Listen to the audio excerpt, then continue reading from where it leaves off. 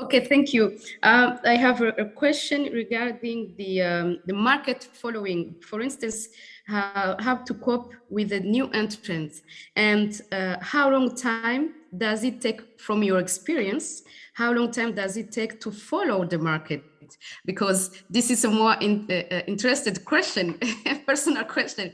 As a sole entrepreneur, and I see the amount of things I have to do.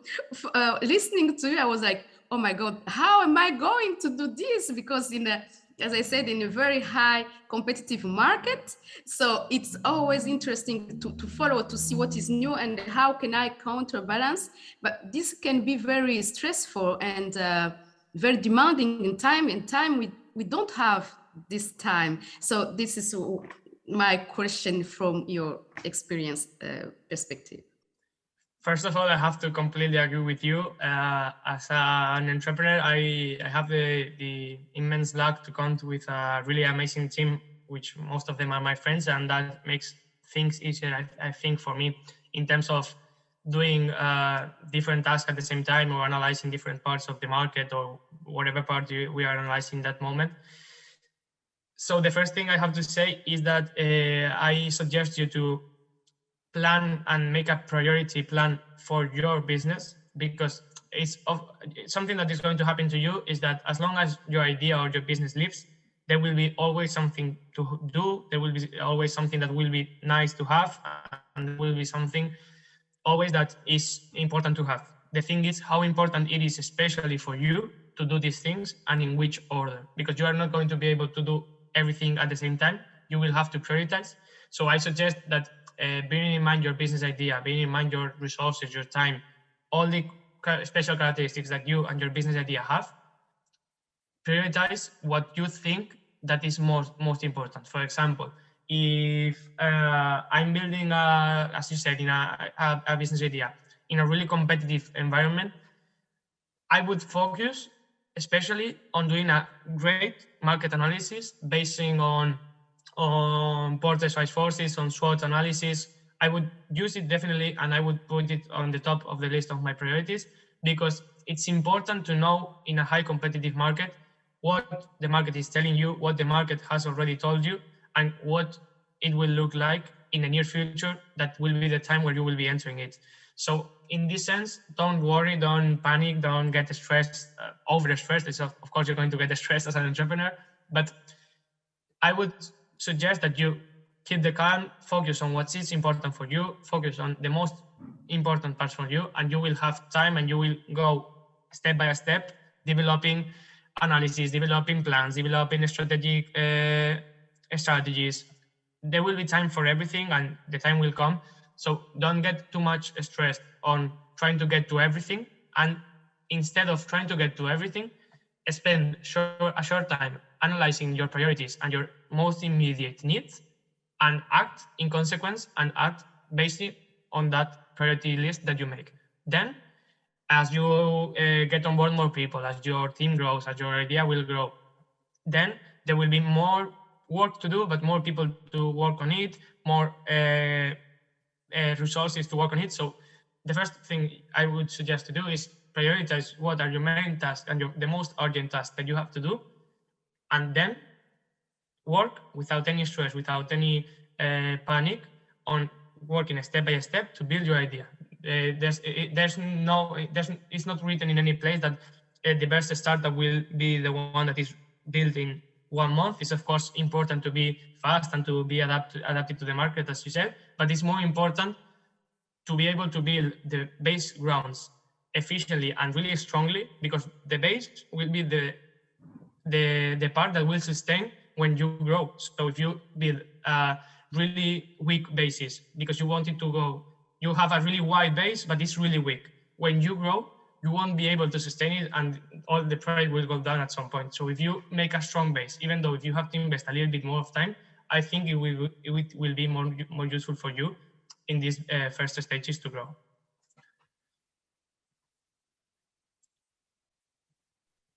Thank you very much. And the second question, the last one, is about the means. No, don't worry. Ask how many questions you want.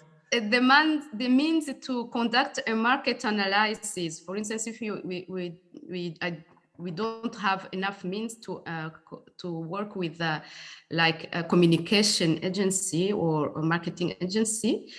Is there a tool to help someone to conduct his own market with the two tools, Porter and SWOT? Is there the way to for instance, when we work with a marketing agency, they can conduct the quantitative and the qualitative analysis.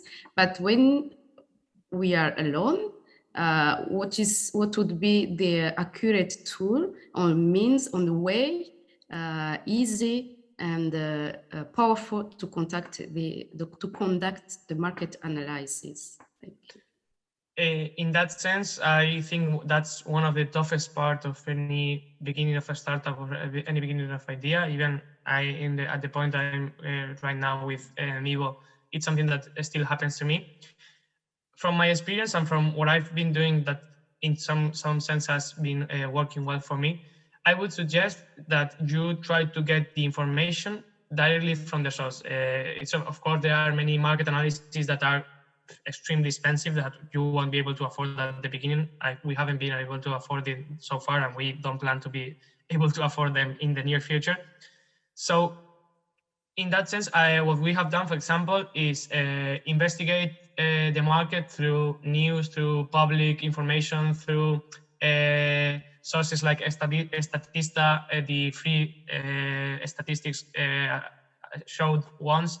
Try to go for as many free resources in the internet as possible to have the information, to have the data that is available that you don't have to pay for. Of course, the data that you pay for is much more useful and it's much more detailed. So that's why they ask you to pay. But I think that nowadays on the internet, you can look for many information, even on the news, even on many portals that are some free part of the information, which will at least give you a start point to do your market analysis. And then a really useful part and something that I think that we are going away from it in the current startup world is go directly to the market. Doesn't matter who your market is, doesn't matter who your consumers are. Try and look for them. If your consumers are current people that are on the streets, go 1 week straight all the days from 10 to 12 and keep 2 hours of your time asking people what do they think about this, about your market, about your idea, about this problem, about how is it currently solved. Try and go out to the market. If the case is that you are looking for businesses, send them an email, try to arrange a meeting, try to conduct a qualitative analysis yourself, trying to do interviews that you can extract information from. Because what I've realized working on Miivo is that people is much more proactive to give you information that it apparently looks like. For example, at first, I mean, now we are 3-4 university students. We have 21 years old. Why a bus company will ever want to talk about mobility with us? We tried, we contacted, there were some people that answered, there were some people that didn't answer, but the ones that answered, we got to have an interview, we got to have information, they provided useful insights from experts on the field. So if you try and you dig on the many ways that you can contact your final consumers or your interest people, I think that can be a really useful point of start for your market analysis, and that will give you really important feedback for building the grounds of your idea.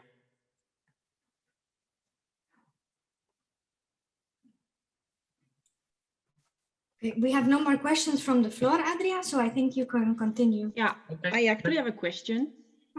Okay. Hi, can you hear me? Yeah. Yes, Nora. Go ahead. Go. Okay, sorry. I think there's a delay with the connection. Yeah, I was thought that this SWOT analysis can be considered more an internal analysis, so about the work or the project that is being carried out. Whereas PESTEL is more outward looking and more about the analysis, analyzing what is around the project. So like an external environment. So This is the reason why I voted pastel on the Slido. And I just wanted to know if, according to your opinion, does it make sense or not? If it doesn't make sense to combine the analysis tools, or sorry, I didn't hear the first part because my connection is a bit low. So yeah, I was saying that I thought that the SWOT analysis was more an internal analysis of the project, while the pastel one was more about the environment. So what is around the project I want to implement and my business plan and so on and so forth. So I just wanted to know if in your opinion, does it make sense to make this difference in the application of the two methods? well, I think that when using both methods, it's really important that maybe you consider both depending on the urgency and your special characteristics, because as you said, pastel is more an external tool and SWOT is much more an internal tool. But I think that it's really important for a good market analysis to combine both perspectives, how the market itself and how the environment itself looks like, and how do you see yourself in that market or that environment. But you can have that information from the SWOT that you will help to understand if you fit or not, and of how well you fit in the environment when you do the pastel. And the same thing on the other way around. If you do a good pastel and you analyze your environment characteristics, you can have a source of information to know better your strengths, to know better your weaknesses, to know better your opportunities, and to know better your threats. So I think that there are two complementary tools that I really suggest to do it, to use both, at least doing a market analysis. Because, for example, in the case of pastel, if you analyze that environmentally, Germany is a leading country, let's say, okay, and you want to operate in Germany. One strength is that if your company has a really strong commitment to sustainability, that's a concrete strength that you take from the pastel, because you analyze that in Germany the sustainability aspect is really worked on and is really growing. So you have a strength that doesn't come exactly from you, but for your characteristics and your market characteristics. So I think that combining both tools will give you really powerful information for both analyses. When you're analyzing pastel, you will have to know which are your strengths and your most important points. But when you do the pastel and you go back to the SWOT, you will be able to have much more information to better define all the aspects of a SWOT analysis. Thank you so much. You're welcome. Any other question, or should I continue? I think you may continue because I see no hands up and I don't see any in the chat either. So okay, so go ahead. Let's go. So what are the main implications that we extract from the market analysis? I think that the most important part or the most important implications that anyone reading your business plan will extract from your market analysis is that if it's a good market analysis, it will show great analytical skills. It will show the person that you are able not only to investigate and to research, but with that research in mind, provide useful information and useful conclusions from that information, which is a really powerful skill that is highly valued in a business plan. Second, it gives the appearance that you know the place you are occupying or you will occupy in the market, which is really powerful to know where you are and where you want to be and where you think you will be. It's something that provides or reduces the risk that every startup has. The most important aspect of a startup is the risk. So the more you reduce that risk with information, with coherent explanations and with coherent conclusions, the better it will be for the person, and the more possibilities you will have to convince him or her that the information you are saying and the idea you are trying to sell, it's real, it's feasible, and it's based on real data of the market. So I think that it's really important for that. Then, as I mentioned before, if you're working on a growing market, if you do it right, you can show a clear scalability pattern identified in your market analysis. For example, if you say that many European countries are reducing, for example, the dependency on gas and petrol right now because of the current Russian-Ukrainian crisis, if your idea is based on how this is going to affect to the general environment, that shows a clear scalability pattern. It's not only going to be useful in Spain, or it's not going to be only useful in Italy, but in all the countries that can be used. So if you identify this kind of information and you justify it with verified data and verified information, you will be able to show that you know how to grow and you know how to scale your project. Then it also implies a key minimum knowledge about the market, which I think that shouldn't be minimum, it should be maximum. As the question that was asked first, it's really difficult to accede to all the information and to best information available in the market and about your market. But the most you can get and the most you dive into and the more you read, you investigate, you listen to, you watch, you whatever, the better, because it will allow you to have more information to show your knowledge about your market. And that's a really huge point, and it's really highly valued for investors, for programs, for mentors, for whatever person that is interested in your project. They will be really interested in seeing how much you know about your market, because your idea is going to be conducted in that market. And last, it's really important, I think, that you are able to demonstrate a reliability, in the sense that if you verify your information, if you don't try to make up your data and you don't try to put some fake data that would make you look nicer or more powerful or more profitable, if you are able to provide honest, verified, and useful information and link it to powerful conclusions, reasonable explanations, and extract that information in that way, the person trying to understand your business plan will be really interested and will say, okay, this is a person that has been able to see the reality as it is. Don't try to fake anything. Don't try to make up anything. He or she tried to understand the market and has explained what, from his point of view, based on data, the market actually is, and how he or she is going to fit in the market. So I think that that's really important in terms more of the information itself, about the connection you make with the person that is reading the business plan, because it will build a trust relationship about, okay, this person can be trusted. So I think that is really important from a good market analysis. Then I think that one of the most important parts when you are doing a market analysis, when you already pass the overview and the general tools, is to define your target audience. Which segment of the population are you going to target? Which is the best way to approach them?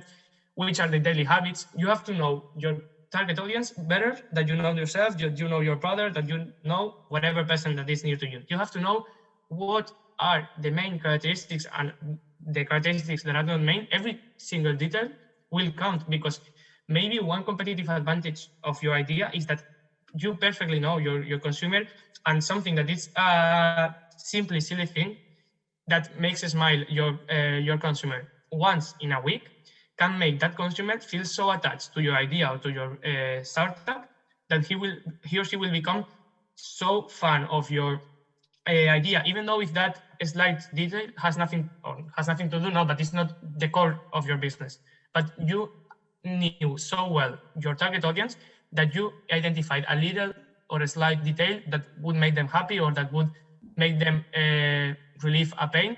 If you're able to understand that well, your target audience, that will give you the access to build your product or your service according to the most information possible about your audience. So I think that it's really important to define your target audience, to identify it. And as I said before, I think that in the case of general public and general population products or services that are addressed to that kind of people, it's really important to go on the streets and try, or not go on the streets because nowadays COVID situation is not that permissive, but build a quick questionnaire and try to expand it as much as possible in your resource, in the people you know, so you can have the information and you can have as much details about your target audience as possible, because that will provide you with the guides that you have to follow to build your service or your product. So I think this is a really important part and a really basic part on every market analysis in a business plan. Then I want to make a point on competitors, and as you can say, and you may think that I'm crazy now because I highlighted that competition is good, and you will be saying why this guy is crazy. I'm going to justify. I heard this opinion from I don't know how to define him, but a successful entrepreneur that I follow on LinkedIn, which is really, I really like him. That he says, I've been told many times that an idea was unique, that there was no one doing something similar in the market, and it's so awful, and it's so, I don't know how to put it into the words, but it's not realistic to say that you are the only one doing anything in the world. I mentioned it before. It's really complicated, and it's really easy to let you in evidence if you lie in this sense. Because first, saying that you are the only one doing that shows that your market analysis it's really, really bad, because you haven't looked for enough, you haven't researched enough, and you haven't investigated enough.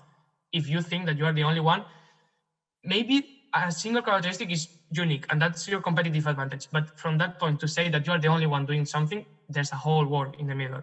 So why do I say that competition is good? First, because it means that there is profit and investment in there, because there wouldn't be any firms growing and any firms established in a market that is not profitable, or in a market that has no investment possibilities. So don't get discouraged if your market is competitive or there is competitors already working on it. If you know how to compete with them and how to build a competitive advantage to fight against them, there's no problem at all. It's a proof that there is investment, that there is profit, that there is people interested, that there is a mass of final consumers that are interested in the product or the service you're offering. So don't be afraid. Be brave enough to say, okay, there's competition. I know there's competition. I have to analyze it. I have to know every detail of the competition, but I will be able to improve what they are doing right now and to outcompete or to compete with them, but win my part of the market share. So I think it's really important to highlight this. Second, this is a more stable stage of a startup, but it forces to be agile and innovative. If you are alone in the market, or if you are in a really segmented market, which the market is really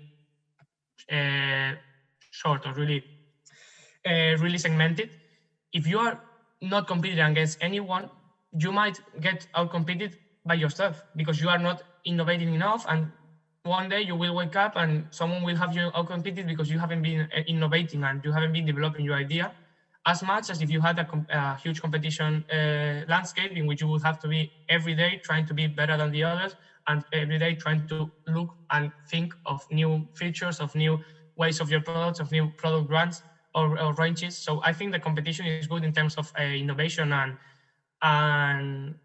final offer to the consumers. So I think that it's important to highlight that. And last, it proves that the market is active. It's related to the first point. If there is competition and there is people talking about your competitors in the media and in social media, and they have a relevant part in society talks even, it's good. The only thing you have to look for and the only thing that you have to work your ass off is to be better than them and to be present in that active market. Because if the market is active, someone will be able and will want to know what you have to say and what you have to tell. Then you will have to prove that when the opportunity comes that your idea is better, or is as good at least, than the ones competing, and that you can differentiate it because you treat better your consumers, because you offer this special feature, because your identity, your visual identity is really, really good and it really gets people from social media, for example. So it's nice that there's competition. Of course, competition in a common sense and in a structured way, not that it's full of competitors and there is no market share to get from that. But what I want to highlight is that many people and many entrepreneurs I've been talking with through all my experience in my startup creation is that, oh wow, I'm the only one, oh wow, I'm super good, no one is like me.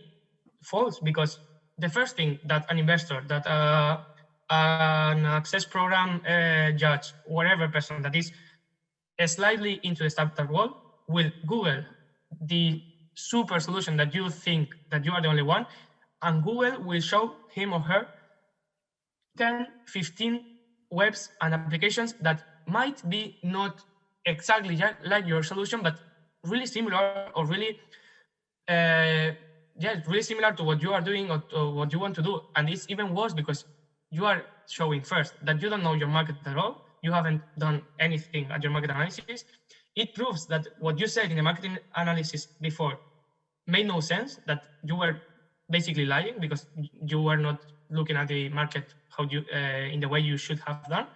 And third, that your amazing idea is not only based on lies and it's not only based on that the fact that you didn't work your market analysis, but there is already a lot of people doing that with more resources, with more experience, and with more time to work on it. So it's really important to analyze better the competition. And I think that one of the most important points in the startup world is that we should analyze our competition better and understand what our competitors are doing in every moment, because that will drive us to innovate, to improve, to develop our idea much more than if we think that we are the only ones, that we think that we are the best ones, and we work on that premise. So I think that it's really important that every business plan should include a deep competitors overview, showing which are the parts and which are the segments that each competitor is targeting, and how you are going to compete or to outcompete them in every part and in every competitor, because that will show you that, okay, I have competitors, but that doesn't worry me because I have this, and this. I can trust my product, I can trust my team, I can trust the way I do things. So it's double good that if you show that there are many competitors, but you show how you're going to beat them, and you do it in a feasible and in a realistic way.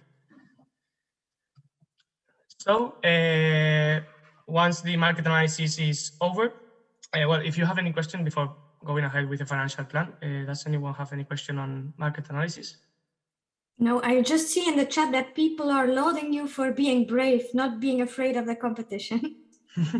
No, I have to say, I don't want this to look like I don't fear competition. I'm the first one that when I take a look at any news of my competitors, I get scared, because it means that I'm losing something or I'm missing something that my competitors didn't miss and that they are currently doing.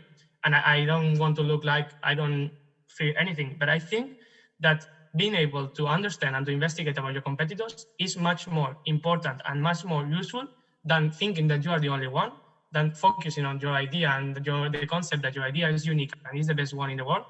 And being like, I don't know how is it called in English, but the typical horses that are in the street, that they only look straight and they don't look at the sides. Try to look as broad as you can. Try to find and investigate as much as you can about your competitors, because maybe what they are doing and what they have done provides you the key to do it better and new things in the future and outcompete them. But really dig on your competitors, investigate your competitors, and don't be afraid of competing against them. Try to build a product or a service that will be able to compete. Don't try to build a product that doesn't take into account competition, because you cannot win them. Because if you are building a service or a product that cannot win any competitor in the market, and you don't say it because you can win them, hiding the information won't make the reality different. If you cannot win it in the paper, you won't be able to win it in the market. So try to see if you can actually win them. And if you believe and if you back that you can win them and you can explain it with data, with information, and with useful conclusions, go ahead and show it. I have 10 competitors, but I'm going to win. The first one with this, the second one with this, the third one with this. And showing that, we show a good market analysis and a really good implementation plan, taking into account your market analysis finding. So I think that's really important for any business plan.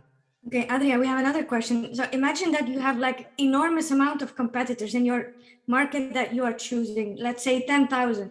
How do you do the analysis of all these competitors? Okay, first, depending on the scope that you are operating, you have to try to focus and to be as specific as possible, both in the target audience and your competitors. It's impossible that you have 10,000 competitors if you are targeting your neighborhood. So the first thing you have to go to investigate is who's competing you or who is trying to compete you in your neighborhood, who is trying to compete you in your town, in your city, in your region, in your country. So when you investigate both the market from the consumer part, so you identify the needs of your neighborhood and the competitors in your neighborhood, you analyze, okay, I have this information from the consumer part and this information from the competitor part. Can I satisfy needs, unsatisfied needs that competitors haven't done yet? Yes or no? Can I? If I can, I go and I try to compete in my neighborhood. That I can do it in my city. I go, I analyze the consumers in the city, I analyze the competition in the city, and I say, can I do it? Does the information, does the data back that I can do it? Okay, can I? I go ahead and I go step by step. You have to go from the lowest point and the most little point to the world if you want. If you want to compete against 1 million companies, but you have to investigate, research, and justify that you can beat and that you can convince your consumers at the lowest point and escalate from there. It's what I mentioned about the scalability possibilities. If you show that you understand your neighborhood, your city, your region, and your country, and that you plan to conquer this neighborhood, the city, the region, and the country, you will be able to show that you analyzed every part carefully, that you took into account both consumers and competitors, and that through a justified response, you explain that you can beat the competition at each step. How are you going to do it, and how you are going to grow from the lowest point to a broader or to a higher environment or competitive environment. I think you may continue, Adrià. We have no more questions for the moment, at least. Okay, perfect. So I will continue. So in the financial plan, I think that there are many important parts, but I will tackle the three most important parts for me. The first is the funding strategy. This is concerning the funding access that the business idea wants to take into account. I think that as I just said about the market and about the competitors, you should try and ask the right money, as Christian yesterday said, that he mentioned really well this yesterday. You have to ask the right money to the right people in the right moment. You cannot ask for a venture capital investment if you are only a PowerPoint idea. And you cannot ask for maybe your family, friends and fools if you have a 10 million business. So you have to understand your business, you have to understand your moment, your characteristics, and from that specific point, trace your funding strategy. At the beginning, resources are none, are your own resources and the 3 Fs, family, friends and fools, which is the only thing you will have access to. So don't try to build a minimum viable product that needs more than that one you have. You cannot build or you cannot promise that your product will be awesome if you cannot prove with a minimum proof, because that's what an MVP is, with a minimum proof that you can build with very few money, with very few resources, with very few time. I can build the minimum part that my big idea can be. So try with your limited resources to build something like this, test it, and especially try to look for the demand and for the credentials that give you a base to ask for a next step funding strategy. Because how can you ask for 10,000 euros or 100,000 or 1 million euros if you have no consumers, you have no suppliers, you have no experience in the market, you have no numbers in the market? What you have to do is to try to build the minimum viable product, go to the market with as least resources as possible, and once you get that information, that data, that metrics, you get it. And even though if they are not great numbers, even though you don't have 10,000 downloads or you don't have 10,000 products sold in the first 3 months, it doesn't mind. At each stage, people will know which metrics they are looking for to understand if the business is worth investment and if it's worth the growth that you are saying. So you have to justify with a little bit of numbers that you are able to get with your MVP, how you're going to go for the next step. So for example, you go from own resources here and friends and family fools, you get, for example, X metrics. And from this part, you apply to entrepreneurship programs, to public subsidies, and you start getting more metrics, more information, more data that can justify that your growth is real and it's not something that you are making up or that you are inventing. So try with the lowest resources possible, get some information, some data that backs you to get to the following step in the funding strategy. So that's what I think it's the best option. just because if you get obsessed that from a PowerPoint, a business angel will invest 1 million euros in your idea, you will get desperate. You won't focus your energy and your time in your target. That is not business angels. That is looking for good entrepreneurship programs, public subsidies, looking for any university challenge, as it was my case. Because, for example, my case is really curious, and it's not something that happens all the time, but my startup was funded because I participated with my university friends in a university challenge that was funded by Ford.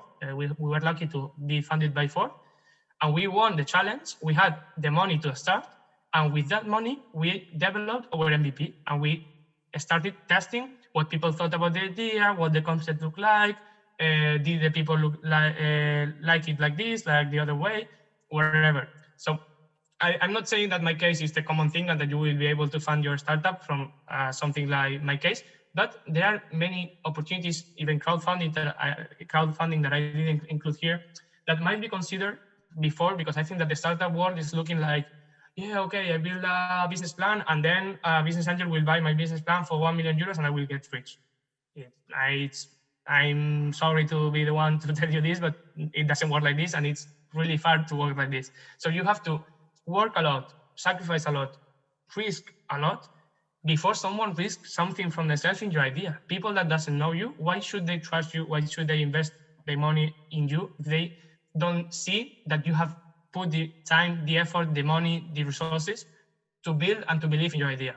Why should I believe in an idea that their founders haven't believed to invest their money, invest their resources? Because sometimes it's not having money, sometimes it's having a computer or buying a computer to build your idea. It's I don't know, talking to someone to build your informatic program because you don't know anything about informatics. It's sacrificing and betting on your idea before someone or other people bet on your idea. You have to show that you believe, truly believe, not believe, yeah, okay, I believe. No, you have to believe and to risk, to show to the other people and to the people that you want to get funding from that you have risk and that you truly believe in your idea, because otherwise it's really difficult to convince anyone with that strategy. So in this sense, I think that would be the best part. Second, and the most important part of the financial plan, I think that is the resource, the revenues and the cost part, which I will explain now. So in the revenue streams, you will have to answer three main questions. Who is paying for your product or your service? How much are they paying for it? And how often? You will have to really carefully identify and describe which are going to be the streams that will generate revenue in your business. Otherwise, your business is not profitable and you should build an NGO and target a different strategy that is completely good. It's at some points even better. But if you are trying to make an economic profit from your business idea, you have to define, answer these three questions with data, with information, and with investigation, the same as in the market analysis. So who is going to pay? The target audience that we mentioned before. How much? As I said before, identify how much is your target audience paying normally for similar services, for similar situations. And especially how often is going to this consumer to pay for your services, so you can generate a cash flow strategy and forecast to generate revenues, and how often you are going to be able to collect this revenue that will finance your cost and finance your growth and finance many other parts. So these are the three main questions that you should be able to answer in your business plan. On the other hand, we find cost structure. How are you going to finance, or how are you going to manage the money to generate these revenues? Because there will be some fixed costs that will be based, that won't be related to your activity, that you will have to pay and invest at the beginning to start generating revenues. And there will be costs that will be tightly related to the revenues you generate, that are the flexible costs. So that, depending on that, you will have to trace a strong structure on what your costs are, adjusted to your revenue expectations and your revenue forecast, because that's important too, to know how much you're going to earn to finance that part and to keep a margin to be profitable, because otherwise it's the same as I said before. It makes no sense to build a company that makes no money. So it's important that cost structure is as thought, as investigated, and as researched as possible to build a profitable company. Okay, so finishing this, and I guess you are all a little bit tired of listening to me, but I promise I will try to make it as quick, as interactive as possible. To finish, so let's go with marketing plan, which I have to say that is my weak point. It's the part I like the most from my degree. It's the part I specialize in, and the part partially I work for in Miivo. So what to include in a marketing plan for a business plan? So marketing plan basically is the promotion strategy that encompasses every marketing tool utilized in the communication effort. This includes options like advertising, public relations, sales promotions, or personal sales, among other options that might be suitable. So what you should include in a business plan? In my opinion, it's really important that you focus, and I think that it all comes to the same thing, to understand really well the market, your target audience, what you are doing, and understand where are they, what do you want to do, where they want to buy, where they consume advertisement, publicity, how they consume this information will be really key and really important for you to trace a good marketing plan and a good marketing strategy. So it's really important, as I mentioned before, that the target audience part and the target audience task is really perfectly done, so you can link it and you can justify and base your decisions and your strategies in a reliable and in a verified information that you have worked on. So what's the marketing plan about? It's about the what, the who, the where, and the how. What do I really want to and need to communicate for my target audience? What do I really want to say, or what do I really want to demonstrate to them? Which are the strengths of my products or my services? Which are the needs I can meet?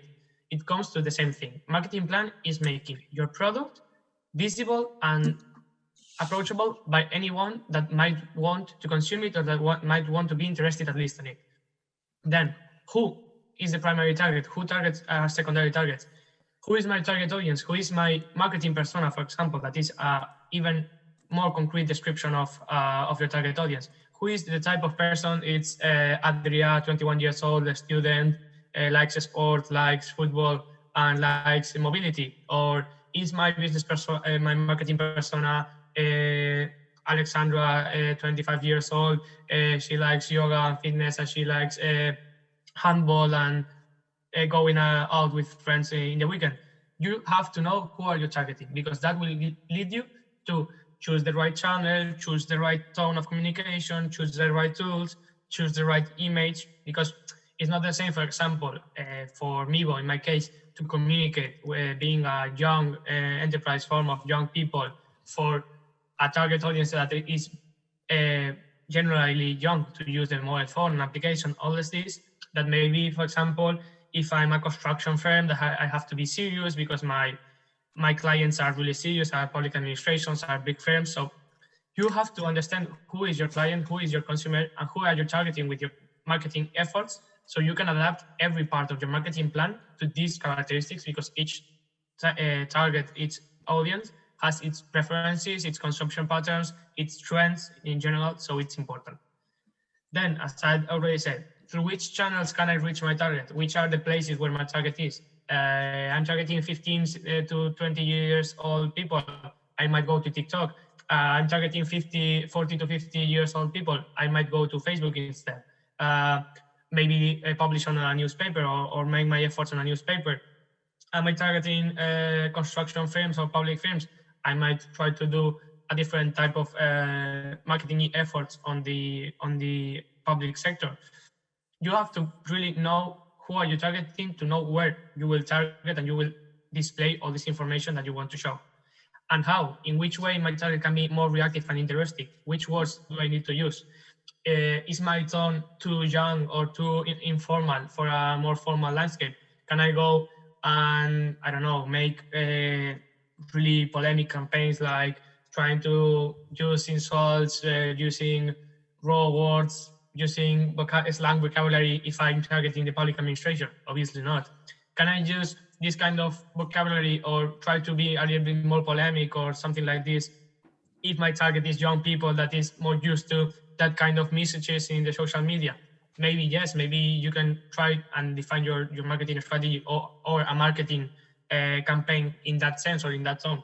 So all comes down to understanding your target audience, your target people that you will be addressing with your marketing tools, and from that point on, address and adapt this message, these channels, this tone to these people or these people's preferences.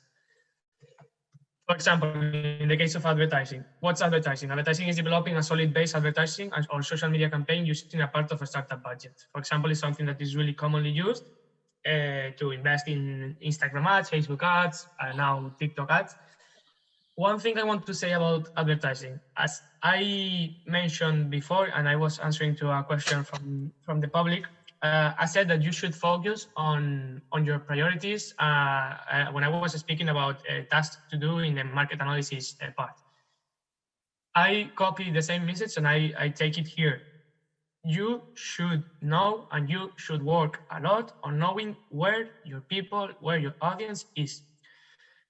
Why should you create a LinkedIn account if you don't want to have that professional picture, that professional sense, and you don't need it because your target audience is not there?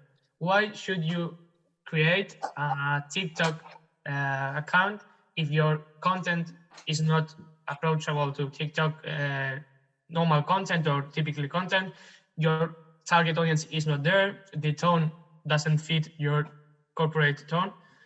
There's, I think, a common trend, especially in social media, that is the part I've been working the most in, of as many channels, as many social media applications there are, I have to be in all of them, regardless the importance, the target audience, the communication strategy, whatever.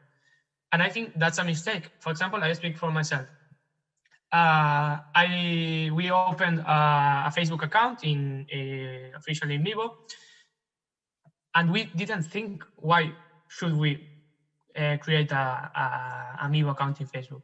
Who are we addressing? Who are going to be more interactive in social media? Which is our target audience? We didn't think, not even twice, not even once, why should we do it?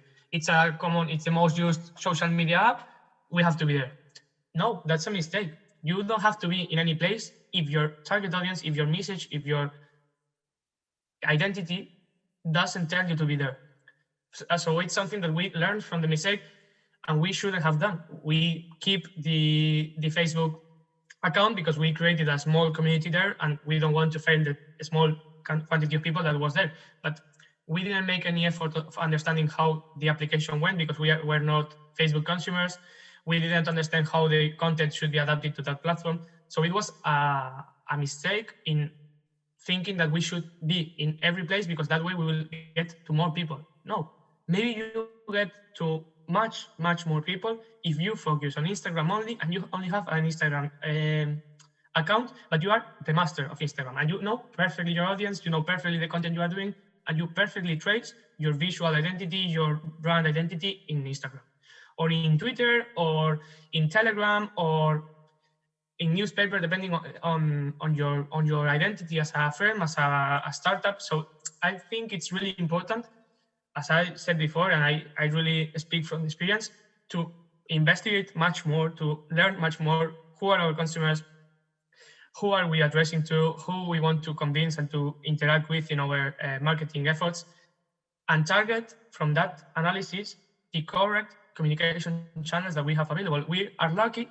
that it's the moment of history in which advertising and marketing is easier. You have every platform, every application, every means to segment as much as possible and be as direct and as powerful as possible, targeting a concrete audience. For example, Pinterest is for people that share their designs, their photos. If you are a software that is based on images and on artistic creations and on this type of things, why should you have a Facebook account that most of people that mainly they are older wouldn't understand your art or your artistic approach?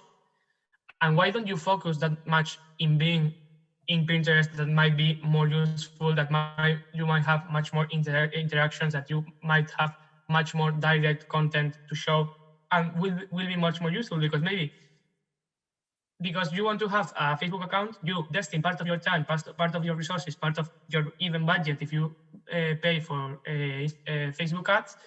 And all these resources could be used to be a master in Pinterest, understand the trends of the social media, understand how the content is published there, adapt your content to that information, and be the best where you are. It's not about being everywhere and trying to reach everyone. It's being in the places you have to be and be the best one you can be in that places. So I think in advertising precisely it's really important to get this point and to be efficient in both budget and efforts, because sometimes, as I said before, and I was asked before, time is your most precious resource, and you don't have time to do everything properly, and you might do everything more or less okay because you want to target everything instead of having 2 or 3 tasks or channels or whatever, doing it right and putting the effort, the imagination, the creativity on that specific point. So I suggest that you, again, analyze very, very carefully what's your target audience and address your marketing plans and your marketing tools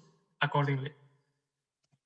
Then we have the public relations that I think it's really important, and it varies the importance depending on the type of startup and the type of connections that you need. But I think, and I've learned that because I'm a passionate of startup events and summits and programs and all these things, because I really like to exchange points of view with people from different countries, from different cultural backgrounds, from different sectors or markets. I think it's really nice. But moreover, I think it's really useful because you never know how your business will be developed, how it will change, and when you might use some random contact that you made in a fair in Amsterdam or in Berlin or in your city or whatever, because he or she might know someone in the public administration of his city because you want to do something with governments. Why don't try and have that public relationship that in the worst of the cases you will have an enriching exchange of perspectives. You can talk about your projects even though if they are completely different. I'm building a mobility application and I found a biotech entrepreneur, and she was telling me her investigation processes, how they were trying to manage a new treatment for I don't know the name of the disease in English, but for a rare disease. And she's telling me that I was really interested because she was so passionate, so interested in what she was doing. And then she listened to me while I was really passionate and really motivated in explaining how I want to change mobility and all these things. So public relations might not be something that is so much taken into account. And I think it's really powerful, especially at the beginning, because I'm both a source of connections and possible contacts that will be useful for your business, but also it's a source of knowledge, a source of information, a source of confirmation of your idea, because when you talk to someone that doesn't have to see anything with your idea, that's the best you can get, because it's someone that doesn't know anything about your idea. You have to understand how someone that doesn't know anything about your idea will understand it, will conceive it, and will understand how you solve the problem that you mentioned and how that can be useful for him or for her. So I think that public relations should be boosted and should be fostered, and trying to express this in the business plan can be a key element, because if you show in a slide part that you have key contacts that can drive you to more contacts that can drive you to key agreements or to key events, that will give you the power to be, again, competitively advantaged to someone that might not know this person or might not know this association or might not know this organism. So I think that public relations, if possible, should be slightly included in the marketing plan to show that you are actively moving in the ecosystem that you are working on. Then we find sales promotion, which is basically based on using short-term campaigns to spark interest and create demand for a product, service, or offers. I haven't used this marketing technique yet in my startup, but I think it's really useful, and it can be compared to raffles or to giveaways in social media, which is the main goal is to attract the interest and the awareness of people, and to raise your brand image among your target audience. So I think that could be a good option, but again, you have to be really concise and really clear about why you do a sales promotion campaign, which are your objectives, why do you think your target audience will react positively to this technique, how often do you want to do it. And in every part of the marketing plan, it will highly depend on how you justify and explain why you use each type or each marketing tool. And then finally, that's a really specific tool that I want to mention, because personal selling is also known as face-to-face selling, in which is commonly known to salesman tries to convince the customer in person to buy a product or hire a service.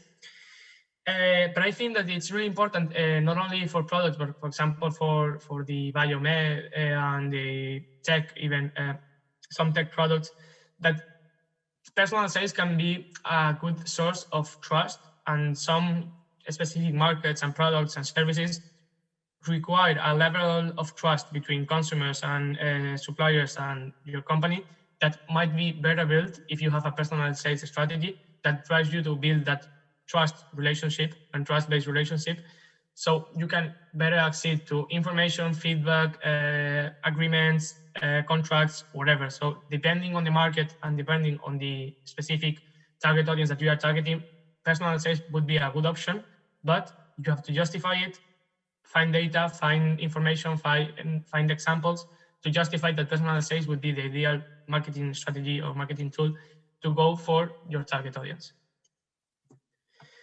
So for the implementation... I'm sorry, Adrià, I'm interrupting you. We had Marta with us. Okay. Okay, so Marta, do you want to comment something on marketing about your experience or something? Because I skipped your part, sorry. No, you explained it very well. I just wanted to invite participants to interact a little bit, if you agree. If we go back to the slide where we wonder what to put into the market, I think it could be nice to hear some of you telling us, for example, which is your idea, and try to get an answer to these 4 questions. Who wants to start? Just for you to understand if you got Adrià's explanation and advice.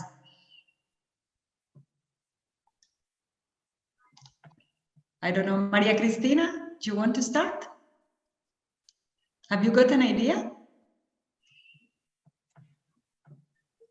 No, you have not. Can you imagine something? Or someone else? Nora, for example, have you got an idea? Something, a product or a service to sell? Actually, no, but I was thinking if I could add maybe more question to the one on the slides. And yes. I actually don't know, because I never thought about it. I never thought to set up a business on my own.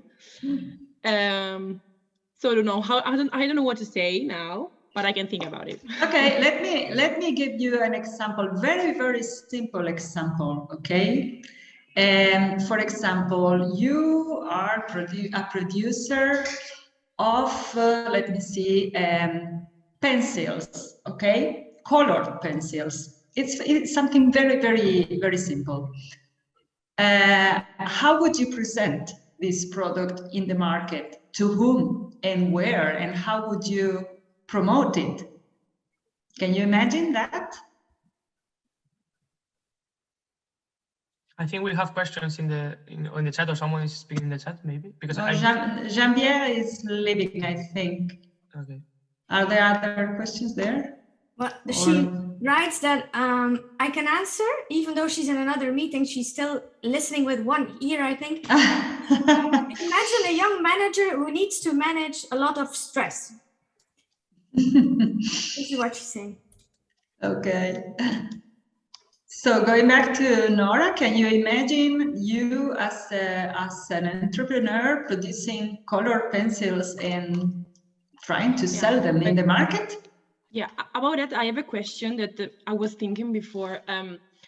Adrià said that one of the first part of the business plan in the executive summary is the problem statement.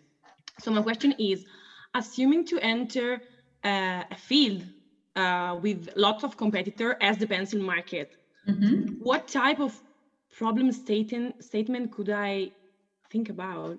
I mean, what problem? Also, what is the necessity to do that? I don't know if I'm. I leave it to you, Adrià. Yeah. Yeah, in that sense, you mentioned the problem statement at the beginning, and what it has to do with the marketing plan and how to translate it into the marketing plan. Did I get it right? Because I don't know why, but my internet connection is not that good today, so I heard it. Yeah. My question was, assuming too that I want to enter a market which is competitive with a lot of competitors already operating in the field in which I want to enter. I mean, what kind of problem statement do I have to think about? Because basically there's no problem, no need to do that in a certain sense. In that sense, I don't want to sound too critic, but if you are not solving any problem or any need or something, which is the goal to create your business idea. I mean, every business idea, every startup, every project must be based on solving something that is not yet solved or not solved the way you perceive it, you can solve it. So if you find that you are not contributing, you are not adding any value to the current market situation, maybe you should consider not bringing that idea into life and looking for someone, or diving more into the market until you find that particular need, that particular problem that you can solve. But trying to build an idea that doesn't have any problem to solve or any need to satisfy is really complicated. It's really betting on luck or betting on the circumstances. So I would suggest not to do that and to investigate more in the market and to try to find a market gap, because I think that even in most crowded in terms of competition markets, there are market gaps that can be filled. So I think that a good market analysis can provide you the exact need or problem that you could solve in that sense. Yeah, and I agree with you. That's why I'm confused about the example of the pencil, the color pencils. That's why my question. Right. Yeah, sorry, I went out. I don't know why. No. Just because I saw. Are you going to go to answer again, Adrià, or not? Because I saw a hand raised. No, yeah. In the case of the color pencil, it's complicated, and in my case, being honest, but it's just a personal opinion, I wouldn't create a startup based on color pencils if I didn't have any innovative or any creative way of conceiving such a traditional product. So in that sense, it's complicated for me to picture how would I go into a market like this, being so small as you are when you are starting a startup. So I think that in that particular example is quite complicated, but there are huge markets or really consolidated markets that, especially because they are so consolidated and they are so big, they haven't the agility to move that the startups have. So maybe the market opportunity that you can find is that agility that you might have to approach better clients, approach better consumers, try to keep a product rotation, a quicker product rotation, because you are more agile to change trends or to adapt to change than maybe a really big firm. So in that sense, I think that specifically in the color pencil example, I would go, but there are big companies or rather than big companies, big markets that can be targeted with a good approach and a good emphasis on the startup strong points versus the corporates or versus the big companies. I see that Laura has her hand raised. Yeah. Laura, yes, please. hello.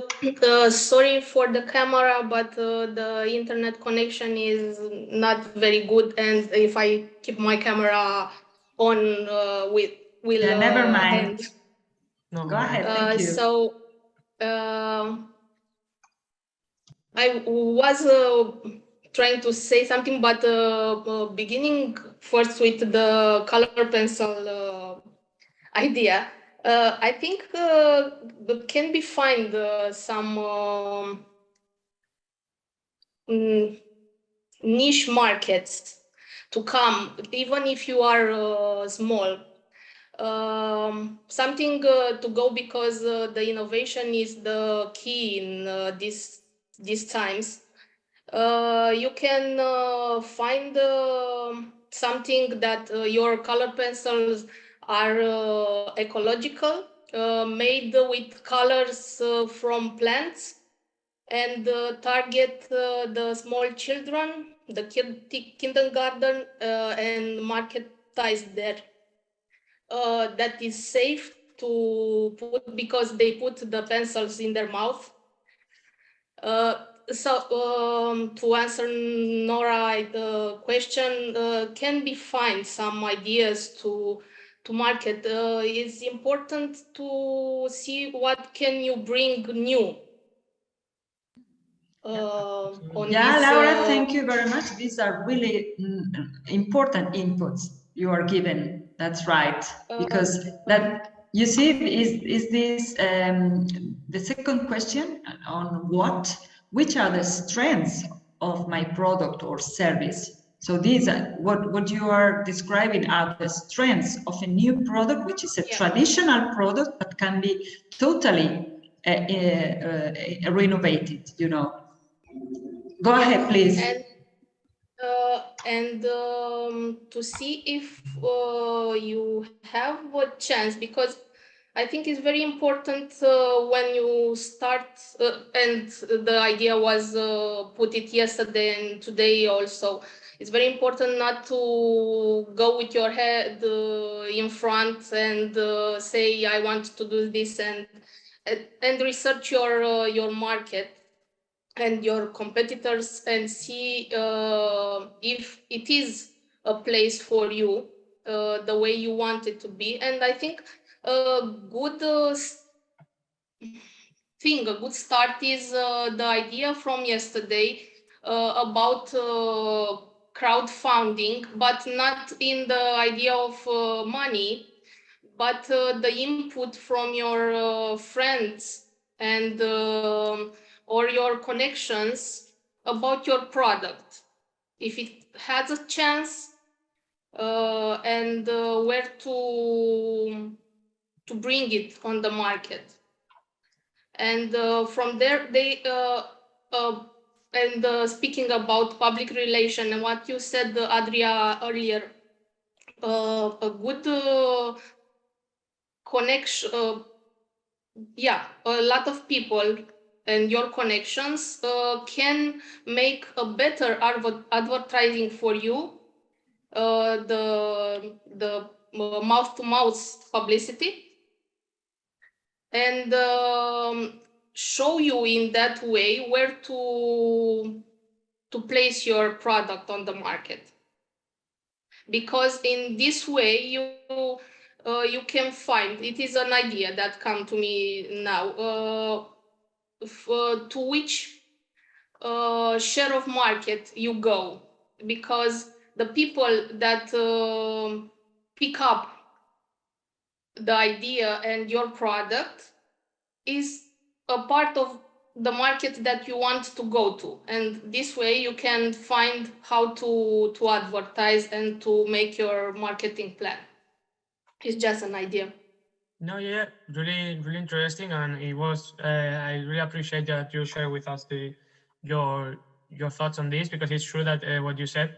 So it's important to highlight that there are also different ways of approaching, and that you have to consider the market share you are approaching to better identify where and how to reach them. So yeah, thank you very much.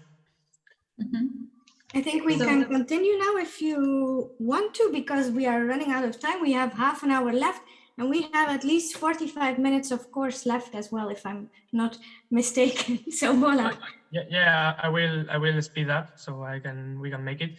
So coming back to implementation plan, I have prepared the last part, as I said, the implementation plan. I think it's really important because it shows the past, the present, and the future of your idea, and I think that it's something that is really valued for the person that is finally getting to the final of your business plan. So, what do you have to include in your implementation plan? In my opinion, which have been the most important milestones achieved, which have been your successes, how you have managed to get to them, which are the main cornerstones that you have achieved so far.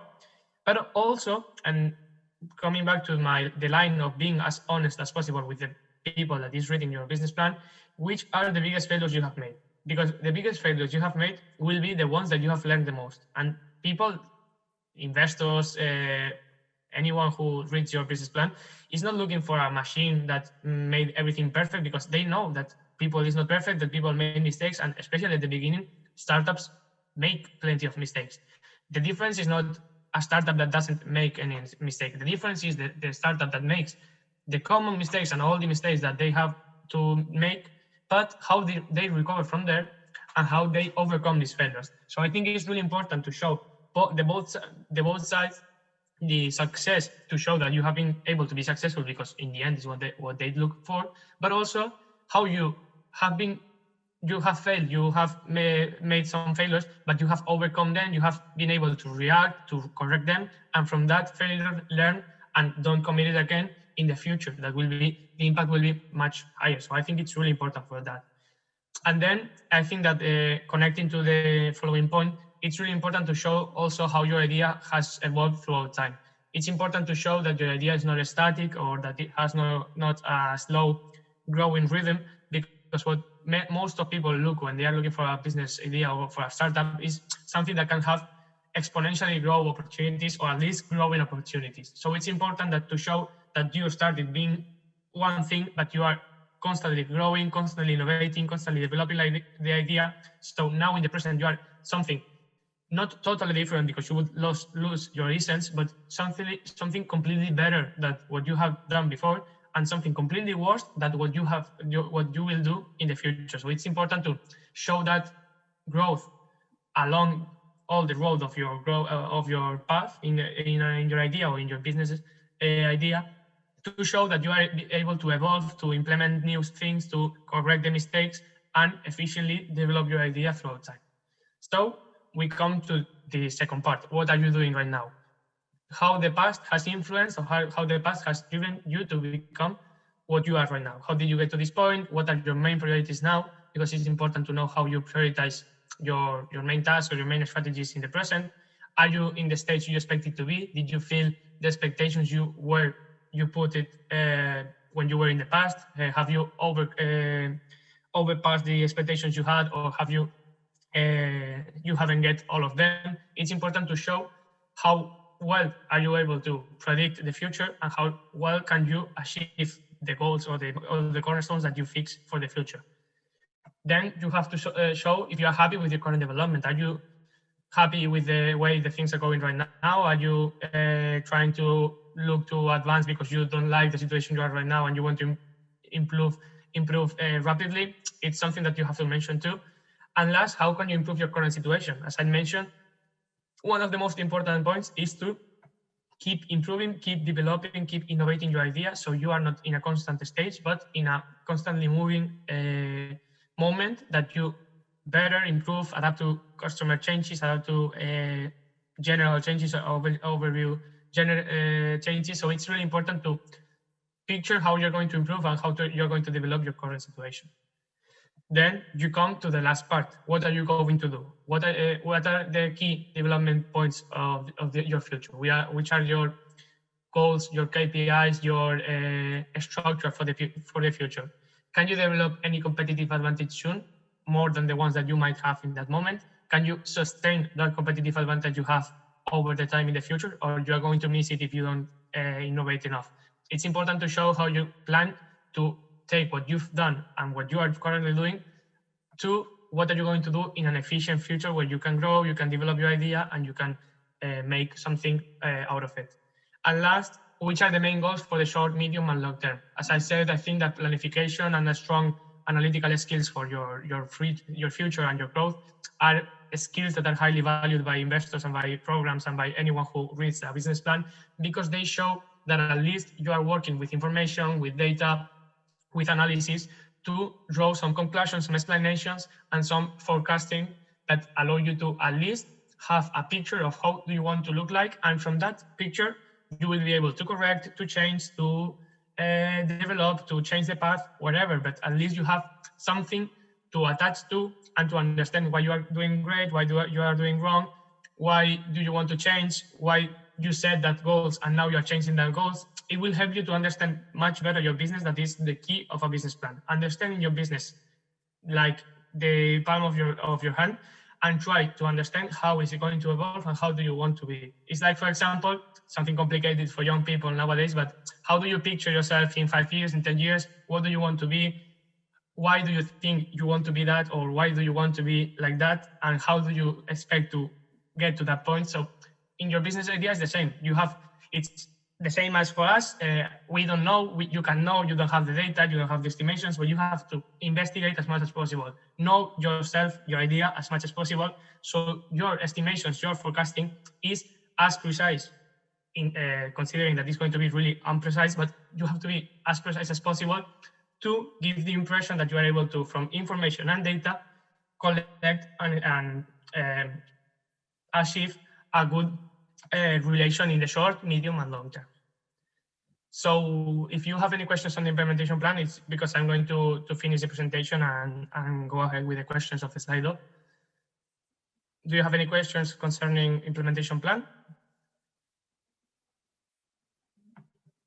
I guess I don't. So conclusion, after all the time I've been speaking, and I hope it hasn't been too heavy for you to hear me and to reach this point, what should a business plan include?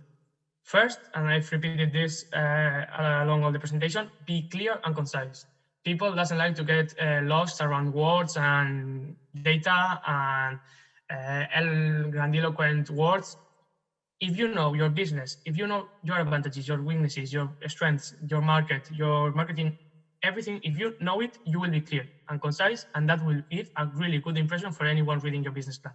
You know that well everything from your firm or your startup that you can synthesize and explain it in few words, because you don't need to go and write 2 pages just to pretend that you are so good, when in reality you are not. You are just trying to fake a sad reality in your words. So it's important to be clear and concise. Then describe the main parts of your idea. I already said that the structure I follow is not the perfect follow. It's not an exact formula. There are other ways to structure a business plan, and they are all correct as soon as they are coherent and they respect a coherent order. But it's important to describe all the parts I've mentioned, because I think that they are the most important ones, and none of them should be excluded or treated as minor, because they are all parts that are really considered from anyone who is reading a business plan. Then, as I said too, show a research and analysis that provides you with the credibility and the reliability of someone that is able, from data, to draw some conclusions and analyze that information in a critical way that shows a really huge comprehension skills, and not only comprehension, but also action skills based on information, which is really a powerful skill in entrepreneurship. Related to this is also to prove a deep understanding of your project. You have to, in every part, show that you know your idea better than you know yourself. It's really important for this, because if you don't know your idea and you don't know how to explain it, it's impossible that anyone that doesn't know it will understand it or will be convinced of it. Demonstrate a structured plan. As I said, business plan is the best way to structure your idea, to structure every part of the idea. So try to demonstrate that you have a plan, that you know why you have this plan and how you try and you want to implement it. And last, provide key business insights. In the end, a business plan should provide key information and key data and key numbers and key sentences that keep attached on the reader's mind and say, okay, it's impossible that someone remembers 16, 20 pages of business plan of a firm. What will he or she remember? He or she will remember the growth rates that you explained, because you justify them really well. They will remember incredibly creative marketing campaign that you have traced. They will remember how well you described the idea, of how innovative the idea was, and how you showed it with passion and with motivation. So apart from all the deep analysis that you have to make sure that you provide key information in your business plan that keep in the mind of the reader after they read it and after they have any relationship with you in terms of reading the business plan. So I think that's the most important part. And to end, I included some parts that I think a business plan shouldn't include. First, and concerning to the first point of what it should, you shouldn't be generalistic and vague. You shouldn't write for writing or for because you have to have a 50 pages business plan. If you are able to provide information, coherent explanations and conclusion and interesting conclusions in 35 pages, you don't have to write 15 pages of whatever they ask you for or whatever you think that might fall this limit. You have to think what is really important, try to resume it and to try to explain it as concise as possible, because the information and this attention span nowadays is really low. And if you do it generalistic and vague, people will get lost among your business plan. And what you want to do is to keep a straight order in your business plan. So it's like reading a story about your firm. So it's really important that you are concise and that you connect every part with a sense and with a cohesion. Then what I said before, and it was connected to the competitors and this market part, market analysis part, you should by all means avoid any faking any data or information. If you don't have it, if the data is bad for you or bad for your demonstration, don't show it, or if you show it, justify why do you think you can overcome this bad data, but never fake any data, because people that really have interest in your idea will dive into this information, will dig, trying to look for verified information. And if they find that you faked any data or you made up any data, the trust that is needed for any investor relationship, for any mentorship relationship, for any business relationship will immediately disappear. And I can promise you that that trust will never come back. So you will lose that relationship forever with the person that is reading, or with everyone that has read the business plan and investigated a little bit. So avoid faking any data or information, even though if real life is hard. Real life is always hard. So you have to try to overcome it, not fake it, and make it beautiful. Then you should follow a structure. As I said, not mine is not the perfect one or the ideal one, maybe for depending on the project or the idea. But you have to be a structure. You have to show that you can connect ideas, that you can connect the information, and that your analysis makes sense as a whole. That is not pieces of part. Okay, an idea, okay, a market analysis, okay, a marketing plan, but not connected between them. Every part, and it's the same for the team, every part separated means nothing to the general. You have to build something general and specify in each part. But in general, have a common sense why your business plan is structured that way, why each part leads to a conclusion in the following part, and all these aspects that make a business plan much more structured and much more cohesive. And last, include a lot of data without analysis. It's something that makes no sense. If you start putting graphs, if you start putting percentages, if you start putting huge amounts of money, but you don't have the capacity and the ability to draw conclusions from this information without analysis is nothing, means nothing for anyone. So be really concrete in the information and data you want to use, because if you have one data, if you use a piece of data and you don't justify it and you don't draw any conclusions from it and you don't make any analysis out of it, why did you put that data? To look more nicer, to see how the market growth is amazing. Okay, but if the market growth is amazing, but you don't explain why you are going to use that market growth to benefit your firm, which is the point on showing the data. So I would suggest to justify the data, to be really relative to the data that you are using and connected to your conclusions and your information that you want to show. Data is available in the internet. What is not in the internet and what is special of you is the analysis and the explanations and conclusions that you can draw from it. So if you don't have any questions, I'm really happy to have presented all these parts for you. It's been a huge honor to be here presenting all the business plans. And I will be more than pleased to answer any questions that you might have concerning any part of the business plan or any questions that you have outside the business plan. We received one, Adrià, and yeah. I think it's a good one. It's not so obvious. How many pages should a business plan be? I think it depends probably, but probably you can explain a lot better. Yeah, I can explain this from my experience, because if someone is thinking about building a startup or building a business idea, they will get to the moment that at some point any program, investor, or mentor asks for a business plan. And some challenges, for example, that we've participated a lot in a lot of challenges, they ask for a business plan and they put some limits. I don't have any ideal number. I don't believe that, as I said, business plans are exact or there's any perfect formula for a business plan. I've done business plans of 10 pages. I've done business plans of 50 pages because they asked me to, and I didn't understand why.